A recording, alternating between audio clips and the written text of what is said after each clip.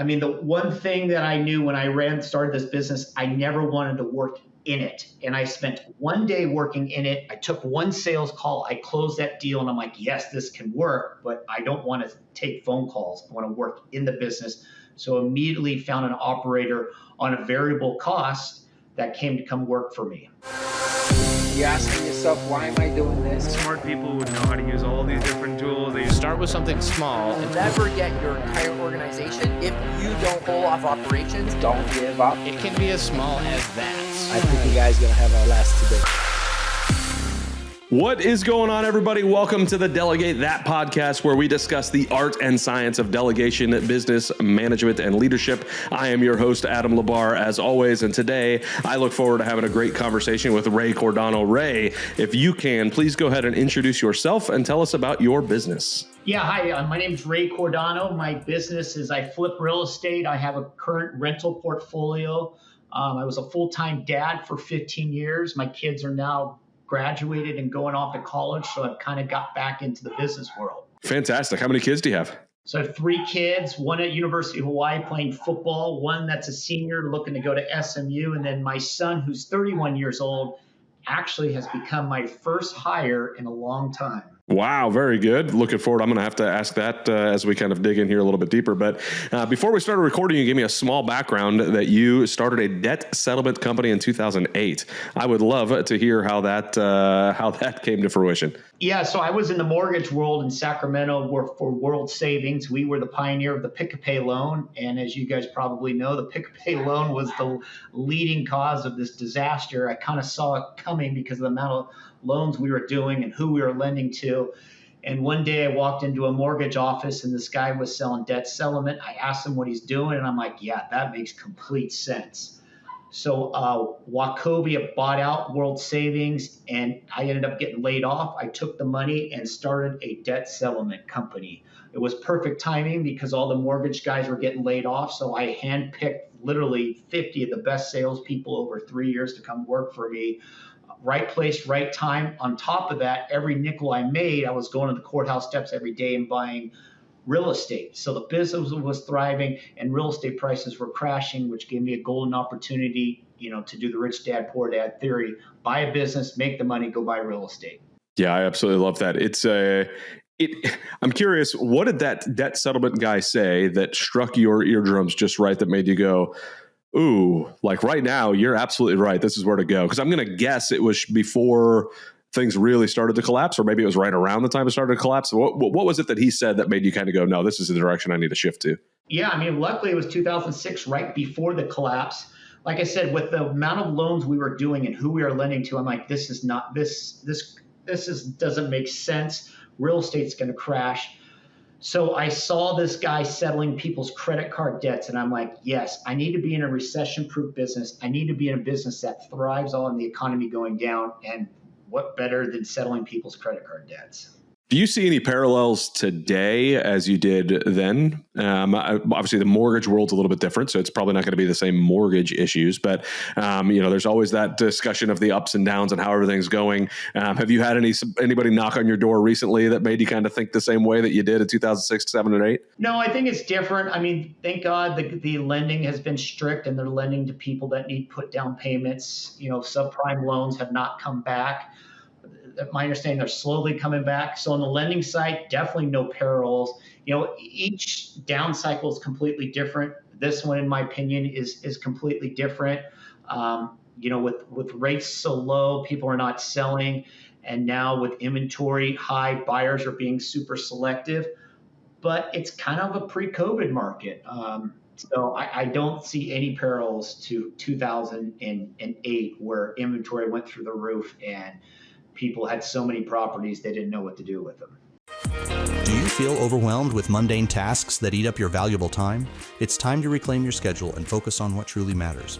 Get your time back with elite remote talent without the time zone hassle. Delegate $10 an hour tasks to focus on more $1,000 an hour tasks. Schedule your free strategy call at wisevas.io. I could agree with you there.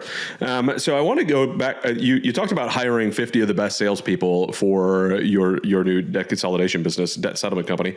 So I'm trying to kind of understand, how did you build that? How did you know how to build a business? What experience did you have that was helping you kind of say, hey, I'm going to take all of these people, put them into this, and build a business? So my best education was selling Cutco knives. Way better than the college education. I'm highly encourage anybody, especially my own kids, their first job should be sales. My first job was sales. In fact, Daniel Ramsey asked me, have you ever had a job you didn't like? And I look back and I'm like, no, every job I've had, I've loved. I never worked in the restaurant. I was a bartender for one night, made someone throw up and quit that night because I had to pick up the puke. But other than that, I loved every single job because sales was fun and exciting. It was in the mutual fund sales. And then I went into mortgage sales. And I went into mortgage sales because I wanted to study business. I loved real estate, but I wanted to do business-to-business sales to understand how people run their business and how they operate. And I did that for about 3 or 4 years, seeing these mortgage companies thrive, seeing them once they got to 20 employees and trying to get above 20 employees, 95% of them struggled with that. In fact, only maybe one company I knew actually thrived on going over 20 employees. So I became a master of learning how to run a business because that was my ultimate goal from being Cutco, is that I got a taste of running a business and I wanted to run a business, waiting for that perfect time. And it just hit, like I said, when I showed up at that guy's house and his office and saw him do debt settlement. This is now my time to execute. I had 4 years under my belt. I was ready to go. Very cool. So, when you started creating this business, right? You mentioned that delegation is one of your superpowers, and I think that was before we started recording. You mentioned that, but if you were to look at that and say, okay, I'm building all of this, I'm bringing in these people. How did you pick and choose the right people to fill in the right gaps, right? So, the who, not how portion, or right person, right seat. If you're an EOS type of guy, how did you kind of start to piece these puzzles together? What were the first few hires that you did? Well, my top clients that were giving me the most loans. So I saw firsthand who was good and who was bad in Sacramento. And personality-wise, could they talk to me? Did they have a personality? Were they dry? And one person was really good at operations. He wasn't the owner. He was just an operator for the business. And I'm like, this is the guy that I want to run my company when I start. And then the sales reps were easy. I mean, I literally had a handful of 200 sales reps I could pick because that unemployment was through the roof in the real estate industry, that I chose the people that were my top producers and I had a relationship with. Okay, so you found yourself an operator first, and then all of the salespeople that were going to go underneath that operator. Is that right? Yeah, I mean, the one thing that I knew when I started this business, I never wanted to work in it. And I spent one day working in it. I took one sales call. I closed that deal and I'm like, yes, this can work, but I don't want to take phone calls. I want to work in the business. So immediately found an operator on a variable cost that came to come work for me. So I was lean and mean when I first started. So you mentioned on a variable cost. Tell me what that means. So he was actually fortunate to be a sales rep as well, which is very rare to find a sales rep and an operator. In fact, yeah, no kidding. To be quite honest, I've never found someone like him before. After that, it was a diamond in the rough. So he took sales calls to make his keep. And then when we hired people, he would take a percentage of their sales. Okay. So, and that was something you guys already kind of pre-discussed. How did you work out that? Was that like a model that you'd seen work in the past? I was in the driver's seat because they didn't have anywhere else to go. And I saw the fixed costs destroy a lot of businesses. So I wanted to make sure my fixed cost was only marketing. I got to the point where I was spending $500,000 a month on marketing. And I wanted every nickel I spent to go towards making money. And I was fortunate at that time, these people wanted to come work for me because we had a great relationship. And two, they had nowhere else to go. A lot of people didn't have an education. A lot of people didn't want to go work for the state. They wanted to stay in sales. Yeah, I remember at the beginning of COVID, we had a conversation in GoBundance. was a group of guys talking about different things. And one of the things that was mentioned was making sure that you're staying lean on your required outflow every month, right? If your overhead is way too high, it's difficult to keep your company afloat when things start really going south. So, it sounds like that's what you were already trying to do when you were building that out is, okay, you're going to get paid based on, you're going to eat what you hunt and what you kill, and that lowers your required outflow. You're not paying a salary. You're not paying all this. Like, hey, no, I'm going to give you based off of what you bring in. Was that a sustainable model as you continued to grow? Like when you started having 60 people, did it stay that level of a model? Were these like 1099 contractors that were doing this, or were these W-2 employees? How did that work? Yeah, as soon as we got to 5 employees, it took me 18 months to make my first profit. As soon as I made my first profit, we moved everyone to W-2, and we just gave them a draw against their commissions. Also, another fixed cost, and probably a prime opportunity today to do that, is I never signed a lease. I just went to a mortgage company that had a long-term lease that was on the hook of it and subleased from them. Literally, I had no long-term obligations with this business, which made it starting really nice so that I could just focus on sales. You subleased from a mortgage company. So tell me about that. I'm not sure I've heard that. Well, a mortgage company was leasing out a space, had like 40 seats. Mortgage crisis happens. Now he's got 30 empty seats. And I'm like, hey, I'll pay you, I don't know, $500 per desk per month to month. He's like, great, please. So that's kind of what I did. And I mean, that's happening today as well with the office space being vacant. Yeah, I would imagine it was really prevalent at the beginning of COVID when everybody was going home. But office space still hasn't fully come back yet. So let's fast forward. You ended up getting yourself out of that business. Tell me what that looked like with the exit, so you can go and be a full-time dad. Yeah, it was always an end to the means. I only wanted to own a business because I wanted to buy real estate so that I can have freedom. I wanted to do what I want, how I want, whenever I wanted. That has been my philosophy for the last 15 years. And every day for 15 years, I have lived that philosophy. So once I got to that point where I had all these properties, about 40 properties, and I saw that all these businesses failed when they got to a certain point. We had regulation come in at debt settlement. I'm like, you know what? This is not a fight that I want to fight. I'd rather take my money and just buy more real estate. That was the time for me to unwind it and not continue with it. So is it simply an unwind, or were you able to sell the business, or how did that go?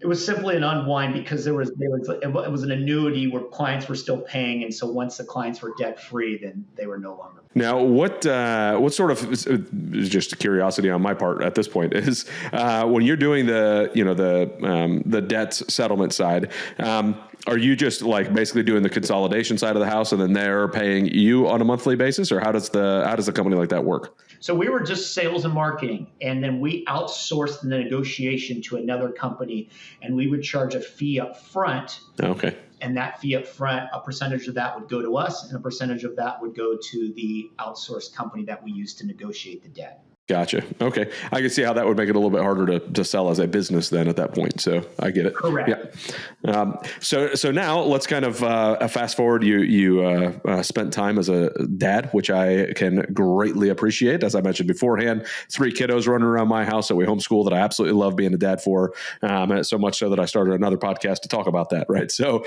if you want, touch a little bit on the dad side of the house, but then fast forward into what you're doing now that your kids are kind of out of the house. Yeah, so I grew up with my mom and dad being there for dinner, my mom being there for after school. That was a solid foundation I had, and I wanted to give the same back, pay it forward to my kids. So I was there every day that they came home from school. I coached my kids. I was there in their evening activities, and I loved every second of it.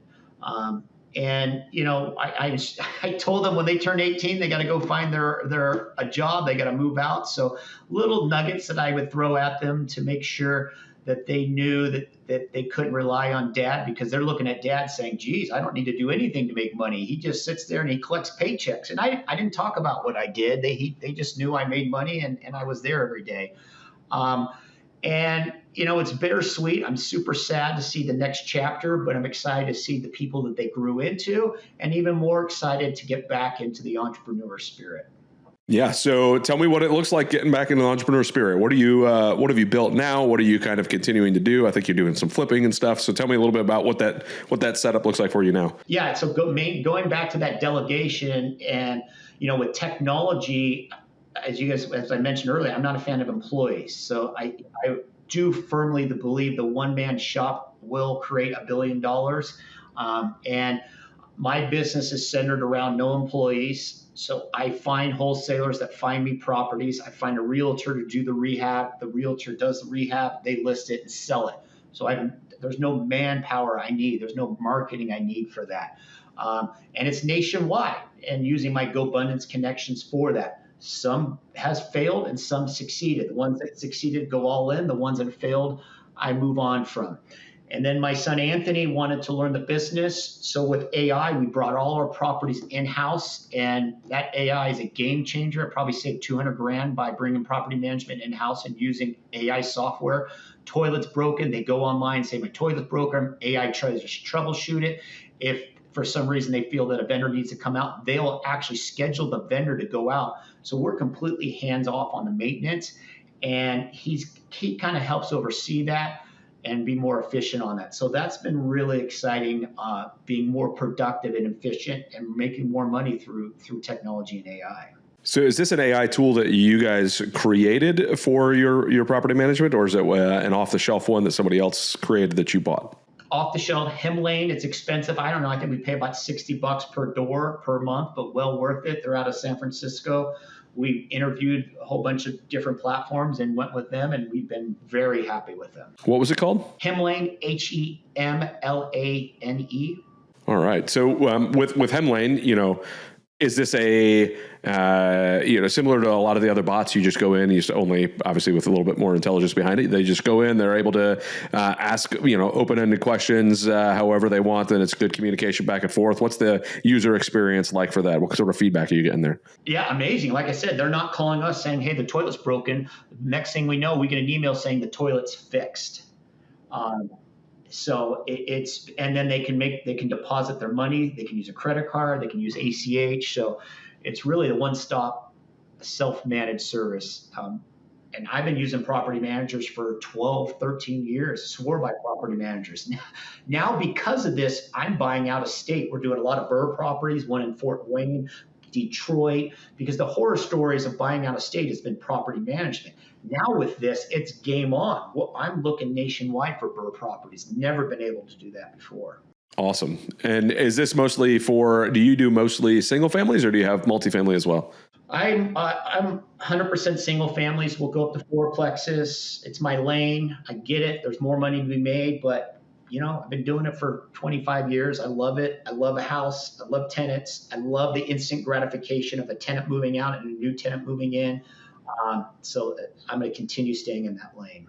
I love it. I don't blame you at all. It's one of those things, my very first investment property was a 62-unit apartment, and everybody was like, you never even bought a single family house? And I was like, no, when I did the research, it made sense to me. So that there is no mold that says you have to do one thing or another. It's like whatever works best for you, whatever you like the most and makes you happy, then go for it. And I tell people all the time too, I'd rather, I think, have 3 quadplexes than a 60-unit apartment again, because it's just, I can own it all by myself, never have to worry about an investor, never have to worry about any of that stuff. Just go ahead and knock it out. So totally understand where you're at there. How did you find this company? What made you kind of start leaning into the AI side of the house? And what sort of trials did you work through? You said you talked to a lot of other folks. If somebody's listening to this and they're like, dude, I want to do something like this. Let's take away some of the extra steps that they don't need to do, and talk to me about what you did do before you finally got to this. Well, it was an easy conversation. Nobody had that AI technology where they were communicating back and forth with the tenant for maintenance and calling a vendor to go out there to service it. Nobody. So Himlane was the only one in that. They're the leading ones. I'm sure in a year, everybody will catch up to that. So right there in itself made our decision pretty easy. It was literally, my son called 5 different companies within 2 days. He's like, Dad, there's nobody else that's doing this. I'm like, great, let's do it. So talk to me about what it, obviously it's saving you a bunch of time. You're able to just kind of manage your properties, doing all of that. So talk to me about literally step by step. How does this work? Is it text message? Is there an app they need to download? What does that look like for the client and for you? They don't have an app quite yet. They got to go on the website. They log in with their username and password. They can make their payment, and then all maintenance request has to be online. And because I'm paying that extra service, which is whatever, $58 a door, they can also call Hemlane to schedule a maintenance call. So that's pretty cool as well. So they can either do it by phone call or website for payments or maintenance issues. That's awesome. What other tools do you have in your business right now that are helping you with delegation and management? I mean, you have an Anthony, it sounded like, so that's a plus, right? Yeah, I have an Anthony. I've been very old school. Like I said, my superpower has been delegation. Anytime I talk to somebody, I'm always thinking, hey, what can this person, what's their superpower? What are they good at? And that 15 years I was a full-time dad, there's 4 or 5 hours during the day the kids are at school. So that's 4 or 5 hours. I'm online typing in passive income. I'm online typing in buying businesses. And I would network and try to find people who wanted to start their own business who I thought was my next. The guy's name was Jesse Pine at my debt settlement company, the operator. But the next Jesse Pine. I wanted to find the next Jesse Pine. I wanted to invest in the person, not the business. And I had a lot of failed companies. The roofing company I started failed. Vending company failed. We did a juice company failed. So I think I mentioned to you, my theory is my system's high risk, high reward people. I invest in people. But when you find that right person, it pays 1,000-fold. It far outweighs all the failures. And so right now, I'm finding that diamond in the rough, that wholesaler, to get me deals. I got one person, the realtor to do the rehab that I can trust and sell it. And I got that one person. So I'm starting to find those diamond in the roughs on delegation with the flip business. Love it. And those businesses that failed, would that be because the operator that you thought was going to be able to do it was not able to manage that? Yeah. I mean, quite simply, yes. And I had a short leash because I had a fear of scarcity and I didn't want to jeopardize my do when I want, how I want, whenever I want. Anytime I had a sign that, this is not going to work, I would just pull the plug. Where the debt settlement, it was all or nothing. At that time, I had no choice but to make that successful because I got laid off, didn't have an income. And now I guess it was a double-edged sword that I pulled the plug on things way too fast because I didn't want to take on that additional risk. Okay.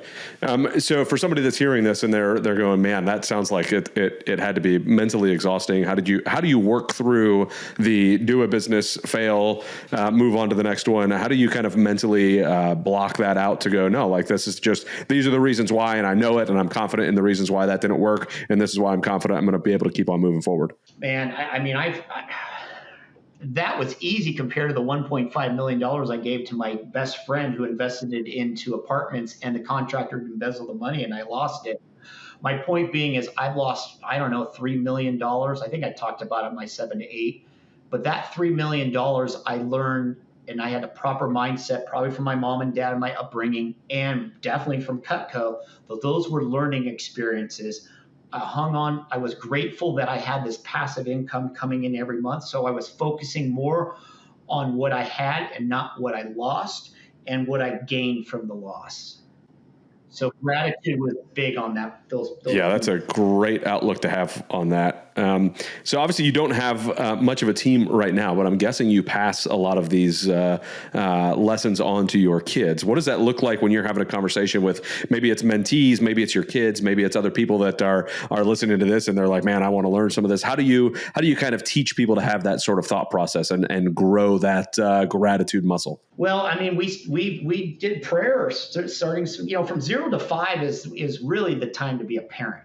That's when you're establishing their unconscious mind. So, you said you've heard that they can learn the language between 0 and 5. So that was the hardest part. We did love and logic. Do you want to brush your teeth now or in 10 minutes? By empowering them with choices. So they always grew up with empowerment of choices, not with discipline of saying it's this way or the highway. And then from 5 to 10, it's kind of, guiding them into what they want to do and giving them advice based on that. Then once they hit teenager stage, you're done. There's nothing you can do anymore as a parent. Now you're wanting them to fail as much as possible under your roof. I mean, my kid was smoking weed in 8th grade. And instead of saying, "Oh man, you're going to go to hell, or you're going to become a drug addict," we educated him. We loved him through him. We never grounded him. We never, disciplined him. We educated and loved him through that, and made him fail. And he, his senior year, he broke his ankle. He was a top football player in the Sacramento area. And he went through depression. He missed the most days of school his senior year. We loved him and educated him through that. Now, as a freshman in college, he wakes up at 5 a.m. He goes to football. He's a 3.9 student. At night, he's lifting weights with the team. Point being is you want your kid to fail as much as possible under your roof, not in their 20s, because in their 20s, they're going to handle it differently. But if they can fail and you can teach them how to fail, you're going to have a home run kid. Love it.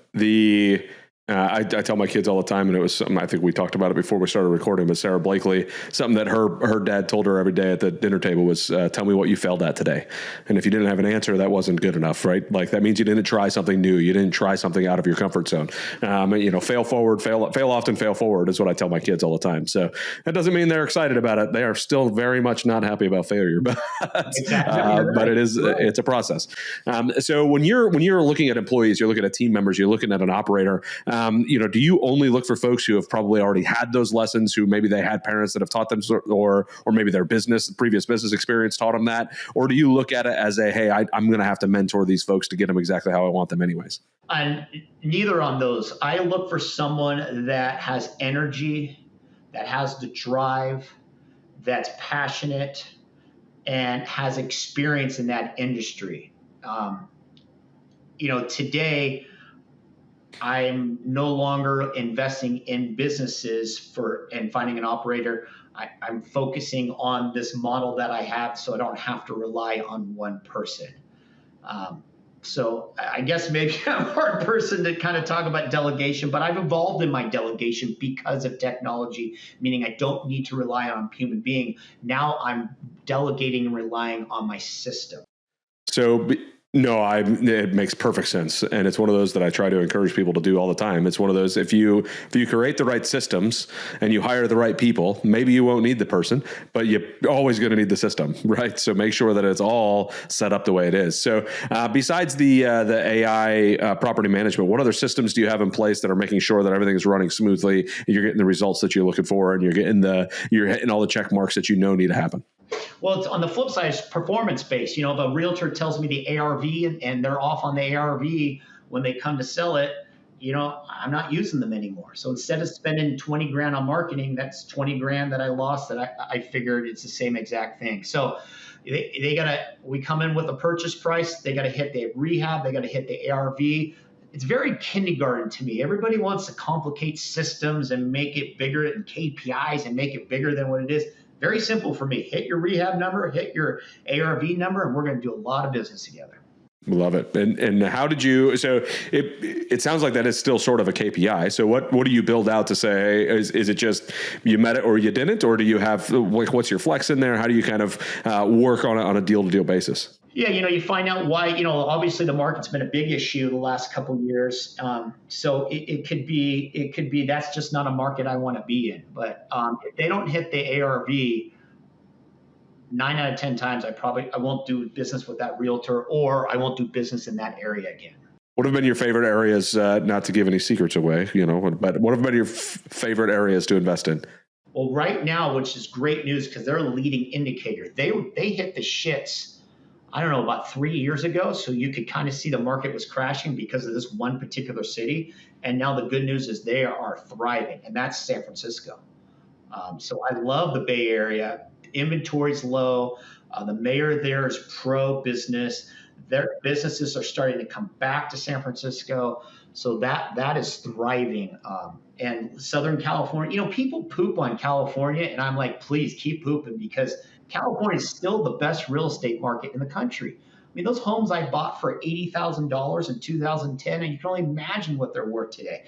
And a renter, I have people, when a house goes vacant, I have people banging on my door, 5 or 6 great applicants, or Fort Wayne, Indiana. I got to wait 60 days to find a tenant. Sacramento, I wait 1 day to find a tenant. The tenant evictions, you just get used to it. But the amount of money I get for rent and the appreciation I get far outweighs the 2 or 3 extra months I have to take for eviction. So I love California real estate. So you said a word there that appreciation, and one of the things that you've heard, especially starting around like 2015, maybe 2017, cash flow, which I'm a big fan of cash flow. Don't get me wrong, but I always told people not to count on appreciation because you never know where the market's going to be when you want to sell. So what is kind of your thought process on cash flow versus appreciation as you're trying to grow your portfolio? So I'm in a unique situation because I've been at this for 15 years. So I've been doing equity strip every 5 years. Every 5 years, I would refinance the loan, pull cash out. Well, clearly, the last 15 years, real estate market's gone up. So I've been pulling out $2 or $3 million every 5 years, reinvesting, buying real estate. Over the long run, 10 plus years, real estate should appreciate 2 to 4%. Well, 2 to 4% on a $20, $50 million portfolio is a huge number over 10 years, huge number. So with AI and everything, I've been plugging those numbers in. If I buy this and do that, what my net worth will be. So I'm at that stage right now where that compound, I'm seeing the compound, but that took 15 years to get there. And that's your point. That was 15 years of focusing on cash flow. And then all of a sudden I'm like, wow, my portfolio is really worth that much. Makes sense. Now you're right. 3 or 4 years, who knows? It could go negative. But my model is equity strip every 5 to 7 years. I love it. And to me, it goes back to, harkens back to that portion of our conversation where I talked about the investor side of the house and everything. When an investor is wanting their money back in 3 to 5 years, you don't know where the market's going to be in 3 to 5 years. So if you did nothing but rely on appreciation, good luck. You have to be able to flex and say, you know what, maybe I'll refinance next year. Maybe I'll sell next year because you want that flexibility. So be wise with the cash flow. And then I love the refinance every 5 years to pull that cash out of it and put it to work somewhere else as well. So I love it because there's a difference between return on investment and return on equity. And if your return on equity is dropping down real low, then okay, refinance out, get that equity gone, put some more money into some other properties, and then your return on equity goes a lot higher. So absolutely love it. Is there anything that you wanted to mention or any questions that you had, anything that was bouncing around in your brain as we've been kind of working through all of this? No, I mean, I love your podcast. Like I said, my superpower is delegation. I'm part of EO. Obviously, I'm part of GoBundance, part of Collective Genius. Everyone's biggest obstacle is letting go. It's your baby, letting go of control, having someone else. I mean, we constantly talk about that in our EO group. I've been part of EO for 18 years, and that's the biggest topic. And it's not easy. It's not hard. You're going to fail a lot delegating. But once you hit that home run, and you will, there's nothing better. Absolutely love it. It's when you learn that art of delegating, it is an art, right? It takes some practice. It takes some adjustment. But once you learn that art, man, does it feel good to know you could step away. It's not always going to be perfect, but that's where the systems come in to help you out in the process. So, Ray, I have really appreciated digging in your brain a little bit. I know I kind of had us bouncing around here and there, but man, I just love being able to pick your brain as it popped up. So thank you so much. If folks are hearing you and they want to reach out to you, maybe they're one of those agents. They're like, dude, I'm going to crush it for you on the ARV. Maybe it's something else. What is the best way for folks to get a hold of you? They can just email me, rjcordano, Cordano @gmail.com. rjcordano@gmail.com. Awesome, Ray. Thank you so very much for jumping on. Thank you, everybody, for listening. Please share this with somebody that you think will get something value out of this conversation. Also, like and subscribe. Leave a comment. Let us know what your favorite part of this conversation was. And then we'll see you in the comment section. Have some conversation back and forth. Thank you again, Ray. Thank you again, everybody, for listening. We'll see everybody on the next show.